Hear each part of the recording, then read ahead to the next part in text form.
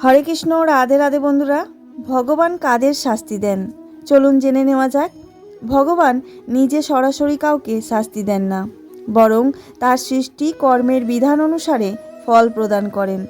ভগবানের দৃষ্টিতে শাস্তি মূলত দুই ধরনের মানুষকে প্রভাবিত করে: যারা ধর্ম, ন্যায় ও কর্মের বিধান লঙ্ঘন করেন তাদেরকেই শাস্তি প্রদান করেন। অধর্ম কাজ করেন যারা যারা সত্য ও ন্যায়ের পথ ত্যাগ করে প্রতিনিয়ত পাপ, অন্যায় এবং অন্যদের প্রতি অন্যায় অত্যাচার করেন। যারা কেবল নিজেদের স্বার্থসিদ্ধির জন্য অন্যদের ক্ষতি করে বা হিংসা ছড়ায়। যারা ভগবানের অস্তিত্ব বিশ্বাস করে না এবং যা ধার্মিকদের ক্রমাগত নিন্দা করেন।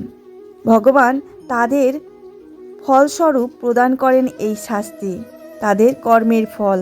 হরে কৃষ্ণ, রাধে রাধে।